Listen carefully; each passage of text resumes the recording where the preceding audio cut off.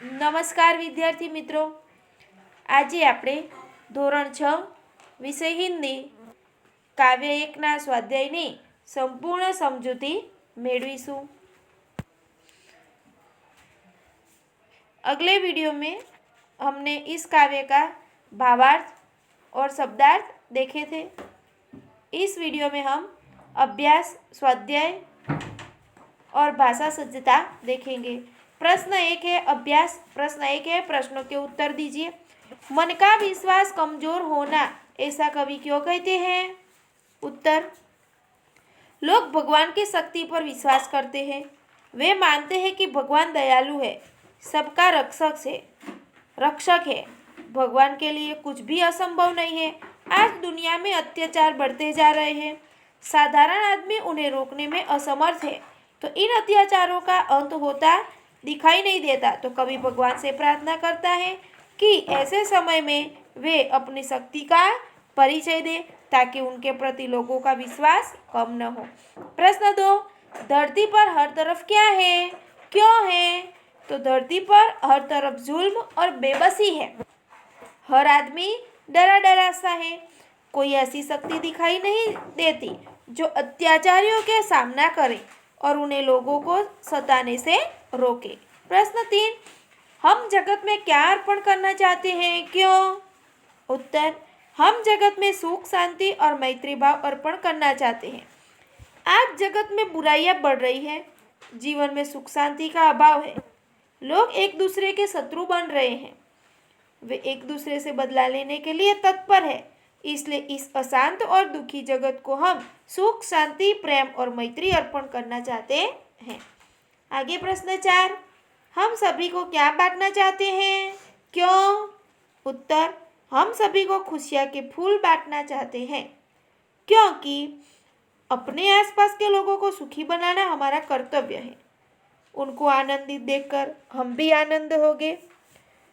उनके जीवन में कांटे होंगे तो उन कांटों की चुभन हम भी महसूस करेंगे। इस दर्द से बचने के लिए हम उन सबको खुशियाँ के फूल बांटेंगे। प्रश्न 5, सबका जीवन भी बन जाए मधुबन का भावार्थ क्या है? उत्तर, मधुबन का अर्थ है वह बगीचा जिसमें सुंदर और खुशबूदार फल खिले हो। हमें सबको खुशियों के फूल बांटने चाहिए। ये फूल पाकर लोगों के चेहरों पर उदासी नहीं रहेगी। उनका मन प्रसन्नता से भर जाएगा। वे आनंद और उल्लास का अनुभव करेंगे, तो इस प्रकार उनका जीवन भी सुखी हो जाएगा। आगे है प्रश्न 2 है कि नीचे दिए गए खाली स्थानों में उचित शब्द भरते हुए वाक्यों को पूरा कीजिए। यहाँ कोष्टक में, कौंस में योग्य शब्द दिए गए हैं। उन शब्दों को हमें खाली जगह में भरने हैं। पहली है, राधा पढ़ने में तेज है लेकिन खेलने में नहीं। मैंने खाली जगह भर दी है। दूसरा है, रोहित बहुत तेज भागा क्योंकि वह गाड़ी पकड़ना चाहता था। तीसरा, सुरेश को बुखार था फिर भी वह स्कूल आया। आगे चौथा, मैं समझता हूँ कि वह क्या कहना चाहता है। पांचवा, आप चाय पसंद करेंगे या कॉफ़ी? छठा, मैंने सुबह की पढ़ाई कर ली ताकि शाम को खेल सकूं। सातवां, अध्यापक रुक गए और लड़के के बोलने की प्रतीक्षा करने लगे। आगे प्रश्न 3 है, निम्नलिखित विषय के बारे में अपने विचार व्यक्त करते हुए चर्चा कीजिए। बारिश होनी चाहिए या नहीं? तो यह है पहला कि बारिश होने से धरती हरी भरी बनती है और खेत में अच्छी फसल होती है। तो आपको इस मुद्दे पर चर्चा करनी है। दूसरा है, बारिश होने से कीचड़ होता है, गंदगी फैलती है, बीमारियां बढ़ती है। बराबर, इस पर भी आपको क्लास में चर्चा करनी है। आगे प्रश्न 4 है, उदाहरण के अनुसार विशेषणों का उपयोग करके वाक्य बनाइए। उदाहरण है कुछ, तो कुछ कपड़े गंदे हैं। पहला है विशेषण सुंदर, तो इसका वाक्य में उपयोग वाक्य बनाएंगे। इस शब्द विशेषण का उपयोग करके सुंदर चित्र सबको अच्छा लगता है। आगे नंबर 2 है चार। गाय के 4 पैर होते हैं। तीसरा है उसका भाई विदेश गया। चौथा थोड़ा, मुझे थोड़ा पानी चाहिए। पांचवा लाल, दीदी को लाल गुलाब पसंद है। छठा तीसरा कमरा खाली था। सातवां 15, एक पक्ष में 15 दिन होते हैं। प्रश्न 5 है संयुक्ताक्षर से शब्द बनाकर वाक्य में प्रयोग कीजिए। यहाँ उदाहरण दिया गया है क वत्ता क बराबर क, जोड़ाक्षर क बनेगा तो धक्का, उसने मुझे धक्का मारा। यह पहला है आधा खोला च वत्ता च बराबर च, कच्चा, तो यह आम कच्चा है। त वत्ता त तो बनता है त, कुत्ता, तो कुत्ता वफादार जानवर है। आगे तीसरा है न वत्ता न, जुड़ाक्षर न, अन्न, तो उसका हम वाक्य प्रयोग करेंगे अन्न खेत में पैदा होता है। चौथा है द और द, तो बुद्ध, यह भगवान बुद्ध की मूर्ति है। पांचवा है द व, तो द्व, विद्वान, तो यह विद्वान पुरुष है। छठा है स अव, तो स्व, तो विश्व में शांति होनी चाहिए। सातवां है ह वत्ता य, हय, असह्य, आज असह्य गर्मी है। आठवां है द वत्ता म, द्म, पद्म, उसके चरण पद्म जैसे हैं। आगे प्रश्न 6 है इस काव्य को टेप रिकॉर्ड के माध्यम से अपनी कक्षा में सुनाइए। आगे छठा है स्वाध्याय। स्वाध्याय में प्रश्न 1 है निम्नलिखित प्रश्नों के उत्तर लिखिए। नंबर 1, हमें कैसे रास्ते पर चलना चाहिए, क्यों? तो उत्तर है हमें नेक के रास्ते पर चलना चाहिए, यानी कि अच्छाई के रास्ते पर चलना चाहिए, क्योंकि इससे जीवन में सुख और शांति मिल सकती है। प्रश्न 2 है आने वाला कल कैसा होगा? उत्तर आने वाला कल बीते हुए कल से अच्छा होगा।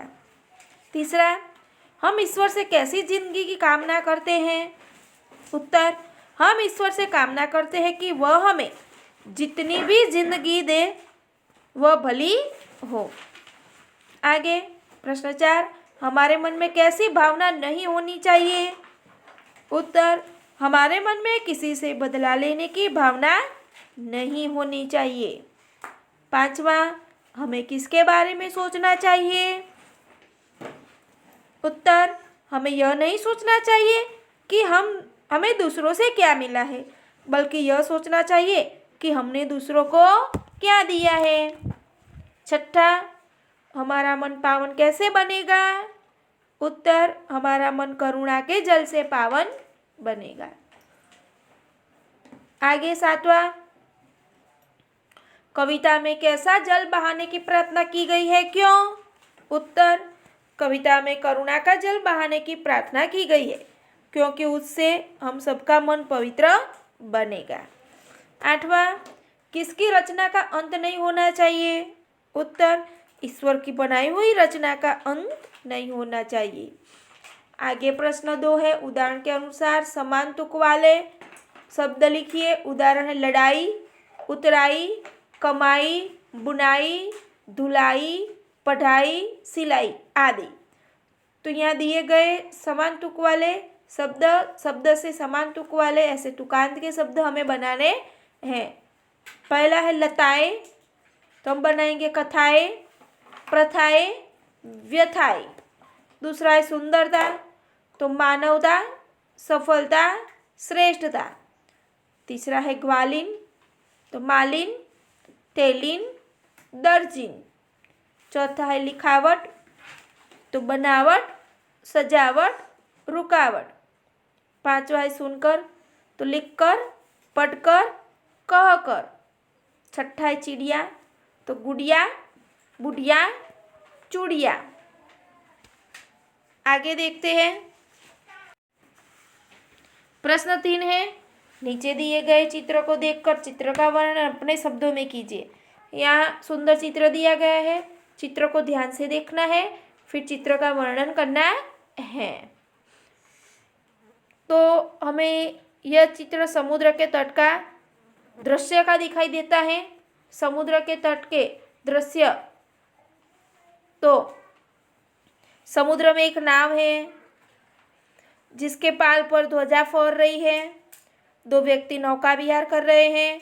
एक लड़का तैर रहा है, एक लड़का गेंद से खेल रहा है, उसके पास एक महिला खड़ी है। तट पर एक लड़का पतंग उड़ा रहा है, एक लड़की हाथ में थैली लिए घूम रही है। 2 लड़के रेत से घरौंदे बना रहे हैं। एक गुब्बारे वाला खड़ा है, एक लड़की मुंह से फूंक कर गुब्बारे में हवा भर रही है। आइसक्रीम वाला गाड़ी लेकर खड़ा है, एक महिला उससे आइसक्रीम खरीद रही है, पास में उसका बच्चा खड़ा है। बाईं तरफ कोने में छतरी के नीचे मेज कुर्सी लगाई 2 व्यक्ति बैठे हुए हैं और पास में नारियल के 2 वृक्ष दिखाई दे रहे। आगे प्रश्न 4 है। आगे प्रश्न 4, निम्नलिखित परिच्छेद का मातृभाषा में अनुवाद कीजिए। यह परिच्छेद दिया गया है, पैराग्राफ, उसका मातृभाषा में अनुवाद करना है। एक चिड़िया पेड़ पर रहती थी, एक चकली वृक्ष पर रहती हती। उसका घोंसला पेड़ पर था, तेनो माळो वृक्ष पर हतो। घोंसले में उसके 3 बच्चे थे, माळामां तेना 3 बच्चा हता।